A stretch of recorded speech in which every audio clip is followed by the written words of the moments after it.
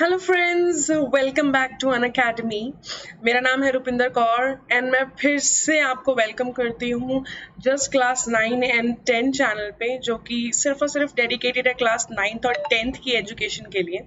Alright, और आज हम स्टार्ट करेंगे ज्योग्राफी का लेक्चर 2 क्लास 10th का। ऑलराइट, इस लेक्चर का टॉपिक का नाम है वाटर रिसोर्सेज। ऑलराइट, लेकिन उससे पहले थोड़ा सा मेरे बारे में फिर से जान लीजिए। मैंने जवाहरलाल नेहरू यूनिवर्सिटी दिल्ली से पोस्ट ग्रेजुएशन की है ज्योग्राफी में। 3 साल से ज़्यादा मुझे एक्सपीरियंस है पढ़ाने का एंड ऑनलाइन प्लेटफॉर्म पे I have tutored over more than thousands of students, right? और बिल्कुल practical and result oriented approach से हम पढ़ेंगे। वो आपको पता चलेगा जब लेक्चर के एंड में। अब तक तो आपको पता चल गया होगा कि लेक्चर के एंड में क्विज होती है and you have to answer that on the basis of the content in the lecture. ठीक है, हाँ। अगर आपको और ज़्यादा पर्सनलाइज्ड कोचिंग चाहिए तो आप अन अकेडमी लर्निंग ऐप पे जाइए और उसको इंस्टॉल कीजिए। फिर उसके बाद आपने अपना गोल चूज करना है, क्लास 9th क्लास 10th जो भी है आपका, ठीक है। और आपने क्या करना है उसके बाद प्लस में जाके then you have to click on get subscription. ठीक है जी। फिर उसमें जाके आप अपना ड्यूरेशन सेट कर लीजिए, 6 months 12 months जितना भी आपको चाहिए। और अगर आप मेरा कोड यूज करेंगे रुपिंदर लाइव, आपको डिस्काउंट मिलेगा एंड आपको सिर्फ इतना पे करना है, that is less than 1000 rupees per month. कुछ भी नहीं है, ठीक है। पिज्जा बर्गर जो मैंने फर्स्ट लेक्चर में भी आपको समझाया था, उस पर हम इससे कई ज्यादा खर्च कर देते हैं। बट यार ये करो ना, वैल्यू एडिशन होगी, फाइन। ठीक है जी, चलिए स्टार्ट करते हैं वाटर रिसोर्सेज। ओके, पानी सबको पता है क्या है, H2O। ठीक है, हम नहाते हैं, पीते हैं, ठीक है। कितना ज्यादा यूज है पानी का हमारी लाइफ में, इट्स सो इम्पोर्टेंट। ओके, और हम देखते हैं कि ये जो वाटर है एज अ रिसोर्स कहाँ कहाँ अवेलेबल है, किस किस फॉर्म में अवेलेबल है। सी वाटर, रिवर वाटर, ठीक है। फिर उसके बाद जी वाटर वेपर भी बहुत इंपॉर्टेंट, इसी से तो बादल बनते हैं, इसी से हमारी प्रेसिपिटेशन होती है, बारिश होती है।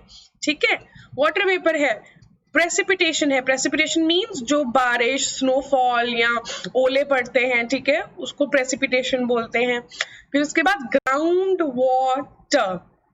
ग्राउंड वाटर क्या होता है, फॉर एग्जाम्पल ये एक वेल है, ठीक है। अब कुएं में पानी कहाँ से आएगा, नीचे से आता है। और ये जो नीचे पानी रहता है, ठीक है, सरफेस से नीचे जो पानी रहता है, अर्थ सरफेस से नीचे, उसको हम ग्राउंड वाटर बोलते हैं। ऑलराइट, चलिए next. Now, did you know that 3/4 of the Earth's surface is covered with water? 3/4 का क्या मतलब है? देखो, अगर हम अर्थ को 4 हिस्सों में डिवाइड कर देते हैं तो ये जो 3 हिस्से हैं अर्थ के, ये है पानी से कवर्ड, और बाकी का जो ये वाला हिस्सा है ये लैंड है जिसपे हम रहते हैं। ठीक है, तो देख लो, बिल्कुल ये 1/4 25% सिर्फ हमारा जो अर्थ का है वो लैंड है, बाकी सारा पानी है। तो इसलिए अर्थ को क्या बोला जाता है, ब्लू प्लैनेट। ठीक है जी, ब्लू प्लैनेट क्यों, बिकॉज अगर दूर से इसको देखा जाए तो ये बिल्कुल ब्लू दिखता है पानी की वजह से। ऑलराइट, फिर जी हाइड्रोलॉजिकल साइकिल पे आते हैं। हाइड्रो, और यहाँ पे आर आना था हाइड्रोलॉजिकल, हाइड्रोलॉजिकल मीन्स पानी का साइकिल। ठीक है, cycle that involves continuous circulation of water in earth atmosphere system। क्या है इसका मतलब, कॉम्प्लेक्स नहीं है ये इक्वेशन बिल्कुल भी। ये डेफिनेशन देखो, ये दिख रही है आपको, रिवर दिख रही है, रिवर या सी कुछ भी मान लो आप, ठीक है। आपको एक पानी का रिसोर्स आपने इमेजिन करना है, ठीक है। वहां पे क्या है, अब सूरज है, इतनी ज्यादा इसमें हीट होती है, उस हीट से क्या होता है, इसका पानी इवेपोरेट करेगा, इवेपोरेट करके वाटर वेपर की फॉर्म में ये ऊपर राइज करेगा। ठीक है, राइज करने के बाद ये क्या बन जाएगा, क्लाउड, क्लाउड बन जाएगा। ठीक है, फिर उसके बाद क्या होगा, it will go above land with the help of winds, और यहाँ पे रेनफॉल हो जाएगी लैंड पे, ठीक है। फिर यहाँ पे लैंड से जो भी पानी बारिश के बाद जो फ्लो करेगा, ठीक है, या तो रिवर में जाएगा वापस, या लेक्स में जाएगा, या सी में जाएगा, वापस जाके फिर से सोर्स में मिल जाएगा, ठीक है। तो ये एक तरीके से पूरा साइकिल बन गया, बना कि नहीं, ठीक है। तो इसको बोलते हैं हाइड्रोलॉजिकल साइकिल या फिर वाटर साइकिल। ओके, अब फिर से पढ़ते हैं साइकिल, ये वाला साइकिल दैट इन्वॉल्व्स कंटिन्यूअस, ये कंटिन्यूअस है कि नहीं, कंटिन्यूअस सर्कुलेशन, सर्कुलेशन मींस इधर से उधर, उधर से इधर सर्कुलेट होता है पानी, सर्कुलेशन ऑफ वाटर इन अर्थ, ये अर्थ के ऊपर है, एटमॉस्फेयर, ये एटमॉस्फेयर वाला पार्ट है, अर्थ एटमॉस्फेयर सिस्टम, है ना, ठीक है। एक टिप मैं आपको दे रही हूं, बहुत इंपॉर्टेंट है।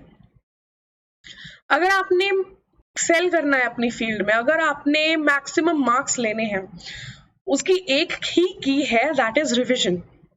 और आप रिविजन कैसे करेंगे, लिख लिख के करेंगे, बिकॉज आपको आपके एग्जाम्स में लिखना होता है ना। तो अगर आपको ओरली भी आप बोलते रहोगे कि हाँ मैं एक डेफिनेशन को 10 बार बोलूंगा, ये वो नहीं होगा आपसे, जब तक आप उसको समझेंगे नहीं। जैसे मैंने आपको समझाया है कैसे कंटिन्यूअस है, कैसे अर्थ एटमॉस्फेयर सिस्टम है, उसको समझ के अगर आप करेंगे तो बेटर डेफिनेशंस आपको लर्न होगी, इवन कि आप अपने वर्ड्स में डेफिनेशंस को फॉर्मुलेट कर सकते हो। करो, इट शुड मेक सेंस, उसके बाद उसको लिखो, ठीक है। डायग्राम्स प्रैक्टिस करो, जितने डायग्राम्स हो सकते हैं प्रैक्टिस करो, एंड टॉपिक आपका इतना फेवरेट हो जाएगा। जो भी आप करेंगे, चाहे आप केमिस्ट्री है, बायोलॉजी, कुछ भी है, आप प्रैक्टिस करेंगे तो वो इजी होता जाएगा, ठीक है ना। Practice makes the man perfect. Okay, चलिए आगे चलते हैं। Now, what causes water scarcity?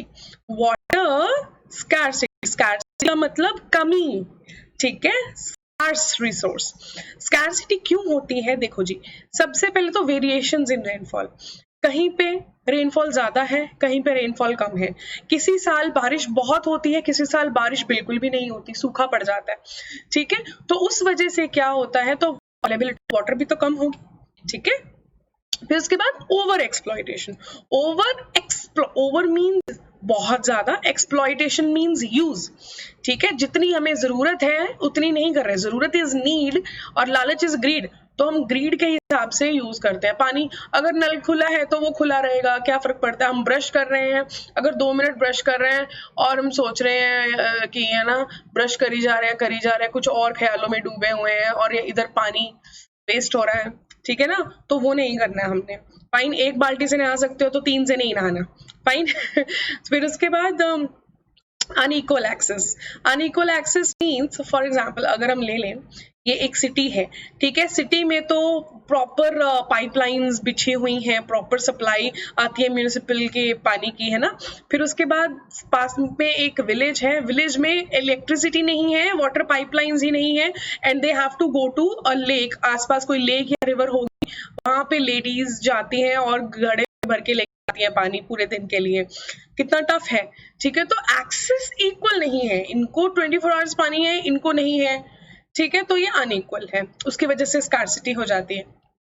फिर उसके बाद बैड क्वालिटी, बैड क्वालिटी कैसे, अब यही लेक मान लो आप, इसके पास एक फैक्ट्री लगी हुई है, ठीक है, ये फैक्ट्री मैं बना रही हूँ, कोशिश कर रही हूँ, ये धुआं निकला, ठीक है।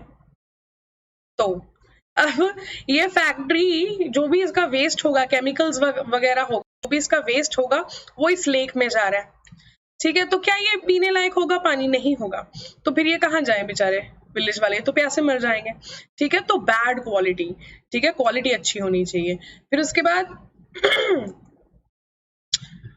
और फैक्ट्स देखिए, irrigated agriculture is the largest consumer of water. देखो, एग्रीकल्चर मतलब खेती बाड़ी, ठीक है, इरिगेटेड मतलब पानी, ठीक है। तो इरिगेशन, अब क्रॉप्स को पास की जो कैनाल्स होती हैं, या लेक्स या कुछ भी रिवर्स होती हैं, उसमें से पानी लगता है, ठीक है, या ट्यूबवेल्स के थ्रू लगता है।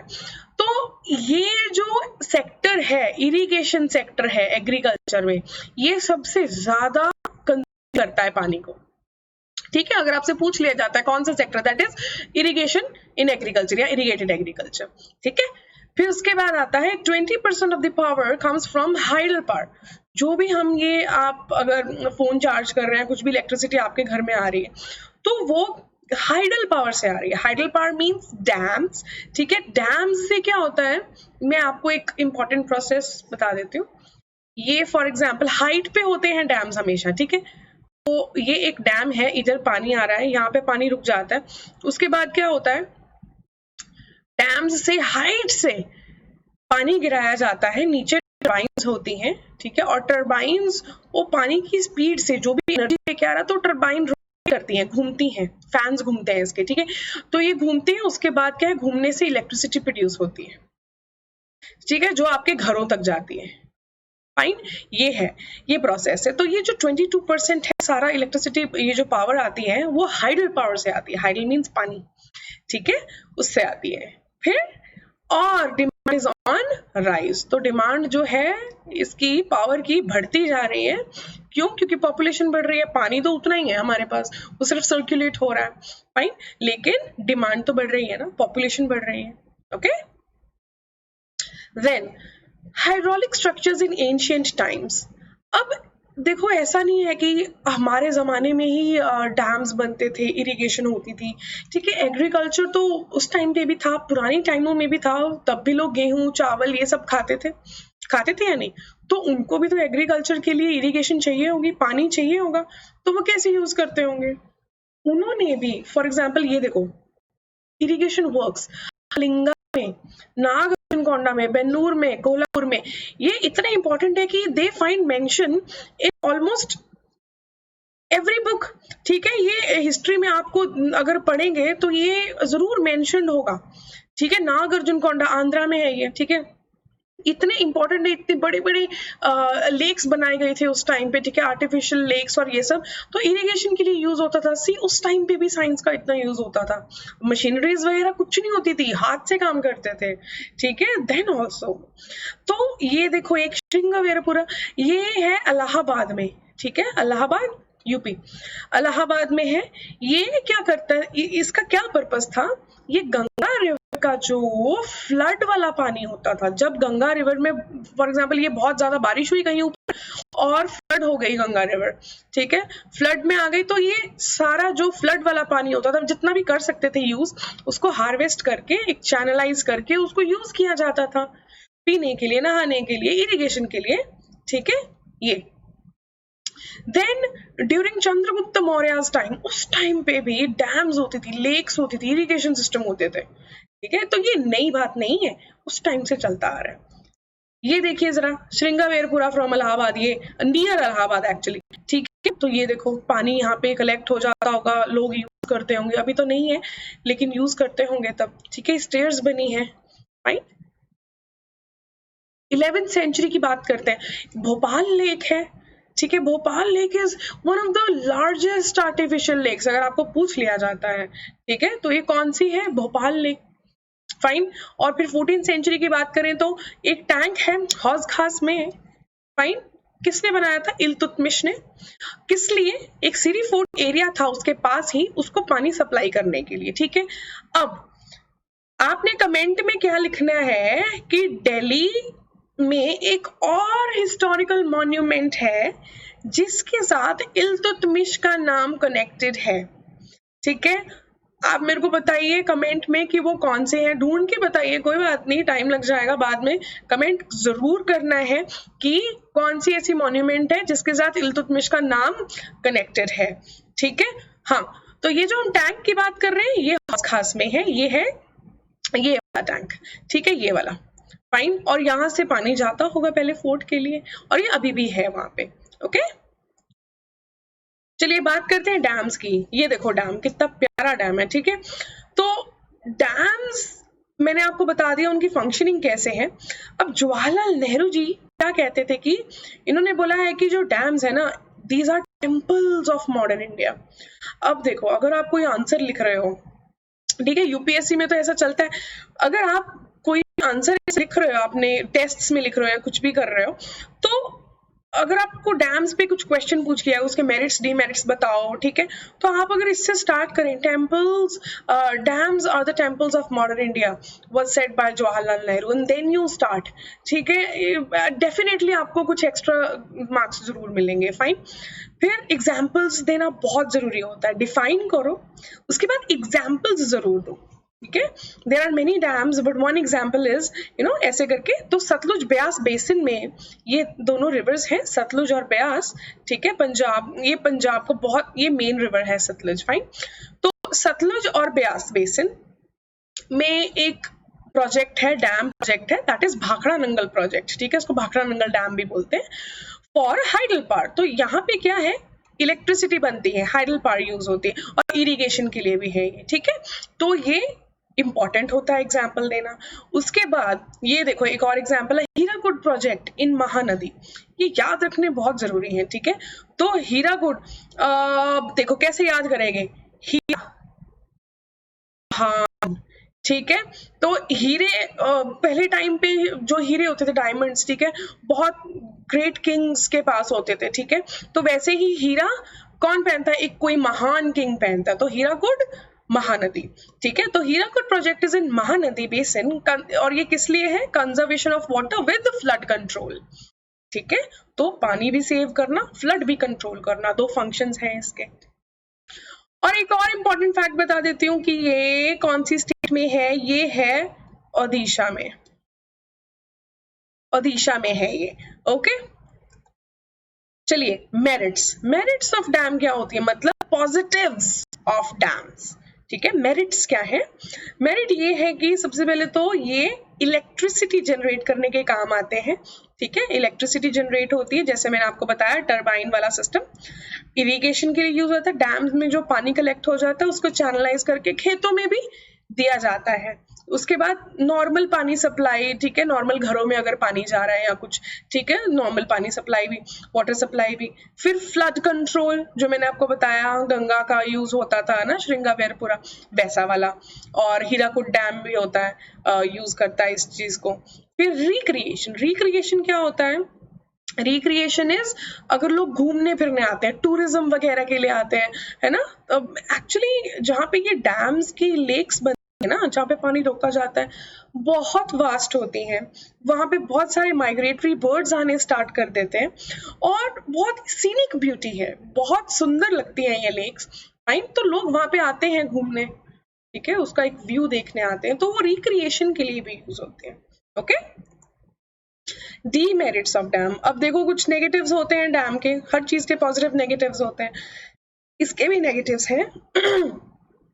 सबसे पहले तो ये जो नेचुरल फ्लो होता है रिवर का, उसको अफेक्ट करते हैं, ठीक है। अब नेचुरल फ्लो अफेक्ट होने से क्या होता है, फिश माइग्रेट नहीं कर पाती अपनी ओरिजिनल पोजीशन पे, ठीक है। फॉर एग्जांपल ये पॉइंट ए है, ये पॉइंट बी है, यहाँ पे ये जाती थी और यहाँ पे एग्स ले करते थे और फिर वापस आ जाती थी। अब क्या हुआ, अब यहाँ पे डैम बन गया, ठीक है, यहाँ पर इसका पानी चैनलाइज कर दिया गया डैम पे, तो क्या हुआ, फिश नहीं जा पा रही, माइग्रेशन नहीं हो पा रही, हो सकता कुछ फिश की प्रकार ऐसी हो कि वो खत्म हो जाए, जब एग्स नहीं ले कर पा रही तो फिर कैसे आगे बढ़ेंगे, ठीक है। तो डैम्स की वजह से ये होता है। दूसरा क्या होता है, poor sediment flow. Sediments generally हमने फर्स्ट क्लास में काम लर्न किया था कि रिवर्स कौन सी सॉइल लेके आती हैं, एलुवियल सॉइल बनाती हैं, ठीक है। अब ये सेडिमेंट्स भी अच्छे से फ्लो नहीं हो रही हैं, तो एलुवियल सॉइल की लेयर कैसे बनेगी अलग अलग, ठीक है, वो सारी डैम में बैठ जाती है मिट्टी नीचे, सिल्टेशन की प्रॉब्लम इसमें आती है, ठीक है, बैठ जाती है मिट्टी, यहाँ पे आगे नहीं जाते हैं सेडिमेंट्स, मिनरल्स आगे नहीं जाते हैं। दूसरी चीज क्या है, पुअर एक्वेटिक हैबिटेट, ठीक है। अब फिश को तो नेचुरल हैबिटेट में रहना पसंद है, वहां पे नीचे प्लांट्स ग्रो करते होते हैं कभी कभी रिवर्स में, ठीक है, और उस पे कुछ अगर कोई फीड कर रहा है इंसेक्ट वगैरह, उसको फिश खा लेती है। बट डैम्स में तो ये कंक्रीट से बना होता है, ठीक है, वहां पे कौन से प्लांट्स उगेंगे नीचे, तो एक तरह से उनको हैबिटेट, मतलब जहाँ वो रहती हैं हैबिटेट अच्छा नहीं मिलता है, ठीक है। फिर उसके बाद ब्लॉकिंग माइग्रेशन, वो तो मैंने आपको बता ही दिया कैसे। सबमर्जेंस का मतलब है डूबना। सबमर्जेंस कैसे, अब देखो इतना वास्ट होता है डैम, बहुत बड़ा प्रोजेक्ट होता है, उसके लिए हजारों पेड़ कटते हैं, हजारों पेड़ कटते हैं और हजारों लाखों लोग डिस्प्लेस भी हो जाते हैं, ठीक है। तो इसको क्या तो उन लोगों को पास के किसी विलेज में ले जाके या कहीं और ले जाके उनको अलग से घर जमीन प्रोवाइड कर दी जाती है। अगर वो खेती बाड़ी कर रहे हैं तो फिर उनको नई जगह जाके खेती बाड़ी करनी पड़ती है, ठीक है। काफी उनके लिए ट्रबल होता है। तो फिर ये सबमर्जेंस जो है ये बिगेस्ट ड्रॉबैक है डैम्स का, ठीक है। और एक डीमेरिट मैं बता देती हूँ आपको, अर्थक्वेक्स वगैरह भी कभी कभी ट्रिगर हो जाते हैं, ठीक है। अर्थक्वेक्स, इतना वॉल्यूम होता है पानी का, ठीक है, इतना वॉल्यूम होता है, उस वजह से क्या होता है कभी कभी पास वाले एरियाज में ट्रेमर्स फील होते हैं, ठीक है। तो ये मिनी अर्थक्वेक्स आ जाते हैं, ठीक है। ओके। और दूसरा, हाँ, इनकी ये देखो क्या आयरनी है, ठीक है। फ्लड कंट्रोल के लिए तो डैम्स को यूज किया जाता है, लेकिन कभी कभी क्या होता है जब पीछे से रिवर में ही पानी बहुत ज्यादा हो रहा है तो कभी कभी डैम्स भी इसको होल्ड नहीं कर पाते पानी को, तो इनको अपने गेट्स खोलने पड़ते हैं। कभी कभी गेट्स खोल देते हैं बिना इंफॉर्मेशन दिए, वैसे तो इंफॉर्मेशन देते हैं कि हम गेट्स खोलने लगे। उससे क्या होता है गेट्स खोलने की वजह से जहां पानी नहीं है एकदम से पानी जाता है और फ्लडिंग होती है, कईयों के खेत बह जाते हैं, ठीक है, डूब जाते हैं, घर भी डूब जाते हैं, ठीक है। तो फ्लडिंग भी होती है, ठीक है, फ्लड्स आते हैं, तो अर्थक्वेक आते हैं, फ्लड्स भी आते हैं, ठीक है। इंपॉर्टेंट मूवमेंट्स, अब देखो मैंने आपको बताया कितने लोग डिस्प्लेस हो जाते हैं, कितने पेड़ कटते हैं, तो कुछ लोगों ने आंदोलन नहीं किए होंगे उसको रोकने के लिए, डेफिनेटली किए, ठीक है। तो एक सबसे इम्पोर्टेंट जो काफी न्यूज में रहता है, आपको आगे भी पढ़ने को मिलेगा, नर्मदा बचाओ आंदोलन, ठीक है। नर्मदा इज अ रिवर, ठीक है, उसके ऊपर डैम बना है, सरदार सरोवर डैम, नर्मदा रिवर पे है, ठीक है। और ये कहाँ है, गुजरात में है, फाइन, गुजरात में है। और ये नर्मदा बचाओ आंदोलन को कौन लीड कर रहा था, जो इनकी मेन लीड थी सोशल एक्टिविस्ट, वो है मेधा पाटकर, ठीक है। मेधा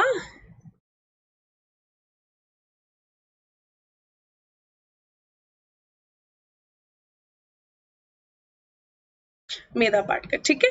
तो ये इनको लीड कर रही थी कि डैम नहीं बनने देंगे, इतने लोगों को नुकसान हो रहा है, इतने पेड़ कटेंगे, ठीक है, उस वजह से।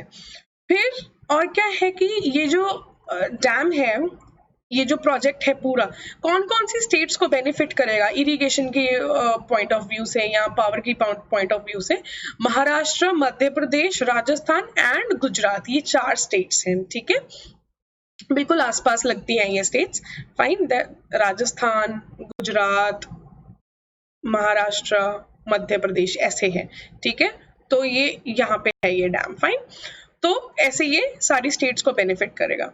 फिर आता है तहरी डैम, तहरी डैम आंदोलन, ठीक है। मेन इशू था लार्ज स्केल डिस्प्लेसमेंट, वही कितने सारे लोगों को डिस्प्लेस किया गया, फाइन, उस वजह से आंदोलन होते थे। अब तहरी डैम कहाँ पे है, UK, Uttarakhand, not United kingdom, okay. Tehri dam Uttarakhand में है, ठीक है। कौन सी रिवर पे, भागीरथी पे है, याद रखना जी, ओके, भागीरथी। फिर चलिए आगे चलते हैं, हाँ, रेन वाटर हार्वेस्टिंग की बात करते हैं, ठीक है। हम गेहूं हार्वेस्ट करते हैं, व्हीट हार्वेस्ट करते हैं, राइस हार्वेस्ट करते हैं, फ्रूट्स वेजिटेबल्स हार्वेस्ट करते हैं, लेकिन ये रेन वाटर हार्वेस्टिंग क्या होता है, ठीक है। जैसा आप समझ रहे हो वैसा ही है, कलेक्ट करना रेन वाटर को वो और फिर उसको यूज करना डिफरेंट पर्पसेस के लिए। अब फॉर एग्जाम्पल पानी है, सड़कों पे बह रहा है, ठीक है, वो तो वेस्ट हो रहा है ना सारा, उसमें पोल्यूशन भी मिल रहा है, सब कुछ हो रहा है, राइट, उसमें मिट्टी विट्टी मिल रही है सब, तो वो तो वेस्ट हो रहा है ना, जाके रिवर में, सी में मिल जाएगा जाके। बट क्या करना है हमने, रेन वाटर, अगर पानी आया, ठीक है, बारिश हुई, तो आपने क्या क्या करते हैं, जनरली विलेजेस में ये ज्यादा होता है, टैंक्स बनाए होते हैं, ठीक है। वो पानी कलेक्ट होके, यहाँ से अलग अलग पाइप्स हैं, ठीक है, पानी कलेक्ट होके अलग अलग एरियाज में से ये टैंक में भरता रहता है या वेल में भरता रहता है, तो उस पानी को फिर यूज किया जाता है डिफरेंट पर्पसेस के लिए, ठीक है। तो इसको रेन वाटर हार्वेस्टिंग बोलते हैं। बहुत ही अच्छा सिस्टम है ये, जहाँ पे पानी की स्कैर्सिटी है, इस चीज को ओवरकम करने में ये रेन वाटर हार्वेस्टिंग काम आती है, ठीक है। Now, did you know that Tamil Nadu is the first state to make rooftop rainwater harvesting structure compulsory? अब तमिलनाडु एक ऐसी स्टेट है, उसने क्या किया है, हर घर पे एक ऐसा स्ट्रक्चर होना चाहिए जहां पे आप रेन वाटर का पानी कलेक्ट करो, उसके बाद वही पानी यूज हो जाता है। ठीक है, तो घरों के ऊपर ही कलेक्ट करो, साइड में नहीं जगह है तो कोई बात नहीं, गार्डन नहीं है आपके पास कोई बात नहीं, आपका जो घर है उसके ऊपर ही आप कलेक्ट करो पानी। ठीक है, उसके बाद पाइप में डाल के आप उसको कॉमन टैंक में डालो, कोई बात नहीं, वो जैसे भी इनका स्ट्रक्चर होता है, but rooftop harvesting is compulsory. ठीक है, तमिलनाडु में। और कॉमन जगह कहाँ पे आपको मिलेगा, मेघालय में मिलेगा, शिलोंग में मिलेगा। ठीक है, फिर स्ट्रक्चर्स देखो, अब यही जो स्ट्रक्चर्स है ऐसे वाले, इनके अलग अलग नाम है। ठीक है, खद्दिन्स है जैसे जैसलमेर में, जैसलमेर इज इन राजस्थान, गुल्स है, कुल्स है, ये वेस्टर्न हिमालयस में है, और जौहर्स है, ये अदर पार्ट्स ऑफ राजस्थान है। अब इसको याद कैसे करें, ठीक है, गुल्स, अब देखो वेस्टर्न हिमालयस, हिमालयस में क्या है, पहाड़ है, ठंड होती है। ठीक है, तो हम जनरल ऐसे डायलॉग नहीं मारते, अरे यार इतनी ठंड थी, पता मेरी बत्ती गुल हो गई बोलते हैं कि नहीं बोलते, तो वहां से याद रखो, गुल इन हिमालयस। ठीक है, गुल हिमालयस, फाइन। फिर उसके बाद जौहर्स। अब यार वो मूवी नहीं थी जो दीपिका पादुकोण की है मूवी राजस्थान में, और शाहिद कपूर है, मुझे उसका नाम नहीं याद आ रहा है, मुझे जरूर कमेंट्स में बताना कौन सी मूवी है ठीक है, मुझे जरूर बताना, आई गेस पी से है। तो उस मूवी में अगर आपने देखी है, नहीं देखी तो देख लेना, उस मूवी में एंड में when all the women jump into fire, ठीक है, वो आग के बीच में चली जाती हैं, तो उस जो पूरा प्रोसेस है उसको क्या बोलते थे, उसको जौहर बोलते थे। ठीक है, जौहर, तो वहां से याद रखना जौहर्स, फाइन। ये आपको सिर्फ एक तरीके बता रही हूँ, आप धीरे धीरे ट्रेंड हो जाएंगे, आप खुद से बनाने लगेंगे। ठीक है, तो यही आपको कोई भी पूछ ले आप कभी भूलोगे थोड़ी, फाइन। जो बचता है खडिन्स, वो जैसलमेर। ठीक है, उसके बाद बैम्बू ड्रिप इरिगेशन। ठीक है, बैम्बू नाम से है, इसमें बैम्बू यूज होता है। ड्रिप, ड्रिप मींस ये होल्स हैं यहाँ पे, धीरे धीरे ड्रिप हो के क्रॉप्स को पानी लगता है, नो वेस्टेज एट ऑल। और इरिगेशन, ठीक है, तो यहाँ से देखो, ये देखो सोर्स से पानी आया, अलग अलग जगह जहां पानी चाहिए वहां पे करो, अदरवाइज जरूरत नहीं है। ठीक है, तो ये देखो यहाँ पे पानी धीरे धीरे खेतों को लग रहा है और वेस्ट भी नहीं होता है। जनरली गार्डन में क्या होता है, हम अगर पानी कहीं देना होता है ना, पाइप लगा दो, बस ऐसे पाइप डाल दो और पानी बेचारा कभी इधर बह रहा है कभी उधर बह रहा है, पूल सा बन जाता है, और प्लांट को जितना चाहिए वो तो पी चुका, अब एक्स्ट्रा पानी क्या उड़ जाएगा, ठीक है, या गंदा हो जाएगा मिट्टी से। बट ये ड्रिप में क्या है कि बिल्कुल जिस एरिया में चाहिए उसी एरिया में पानी लगता है, जितना चाहिए उतना लगता है। ठीक है, और ये फेमस है, ये 200 साल पुराना ये सिस्टम है। ये कहाँ चलता है, ये मेघालय में बहुत फेमस है। ठीक है, मेघालय में बहुत फेमस। मेघालय में दो है, एक तो ये वाला है, एक रूफटॉप हार्वेस्टिंग भी है। ठीक है, चलिए quiz time. Kuls are found in, कहाँ है कुल्स,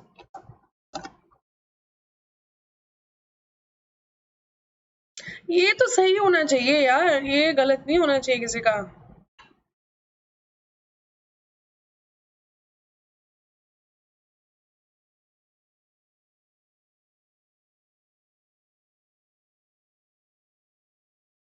Okay, time up. Kulls are found in Western Himalayas. Very nice, very good, very good. फिर Sardar Sarovar dam is on which river? Explain किया था ना मैंने सारा आपको। चलिए चलिए बताइए, गलत नहीं होना चाहिए।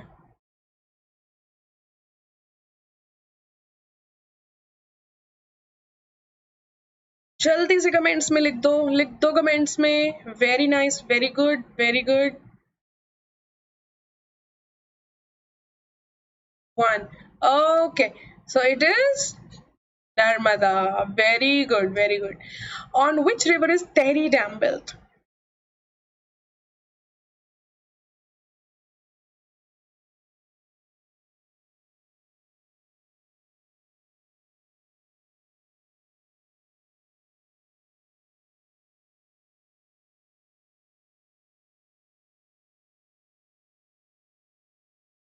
Come on, yes, good.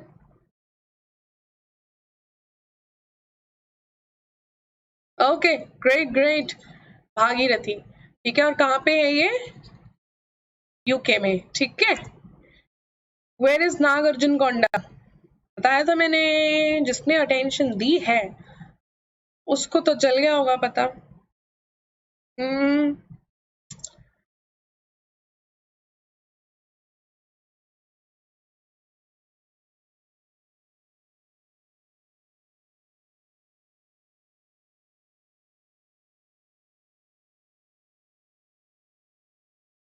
One, go.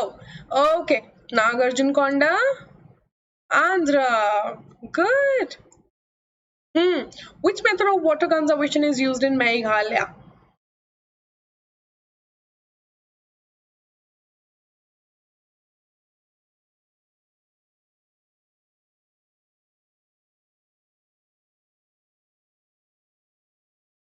D option मैंने करेक्ट कर दिया है, बट चलो कोई बात नहीं, नॉलेज इज इम्पोर्टेंट।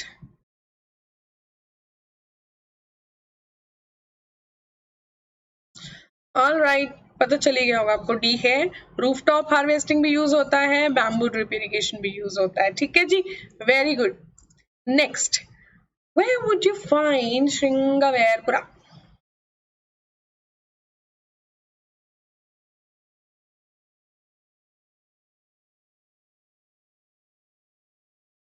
टेंशन नहीं लेनी, आराम से आंसर करो।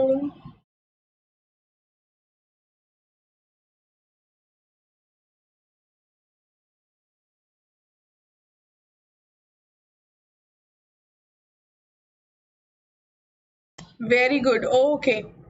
उत्तर प्रदेश, नियर इलाहाबाद, ठीक है जी। Hirakud dam is on which river? Story बताई थी मैंने, हीरा।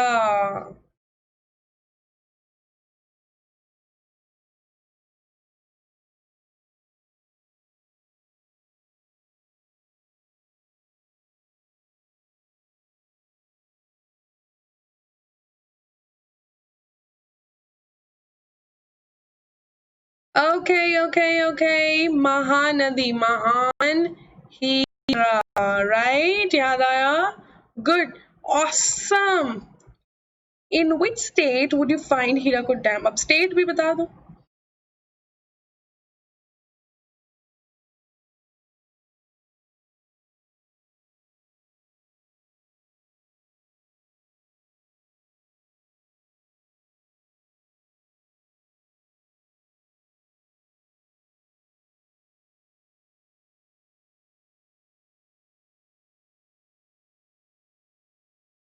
ओके, सो हीराकुड डैम कहाँ पे है? ओडिशा में, ठीक है, ओडिशा में। चलिए ठीक है, फिर आज की क्लास यहीं खत्म करते हैं, फाइन। और do not forget the code Rupinder live अगर आपको बेनिफिट चाहिए डिस्काउंट्स के, राइट। और ये मैं आपको एक्सप्लेन कर चुकी हूँ, लेस देन 1000 आपको देना पड़ेगा per month, and that is awesome, right. जल्दी से सब्सक्राइब कर लो, बेल आइकन दबाना नहीं भूलना, सो दैट आपसे नॉलेज छूट ना जाए कहीं, ठीक है। And of course, this is my code again, Rupinder Live, to get 10% off. And just 9 and 10 channel को आप सब्सक्राइब करना, प्लस में जाके 9 and 10 गोल अपना सेट करना एंड गेट सब्सक्रिप्शन, ठीक है जी। चलिए आज यहीं खत्म करते हैं अपनी class. I'll see you again in the next video. Till then, bye bye, take care.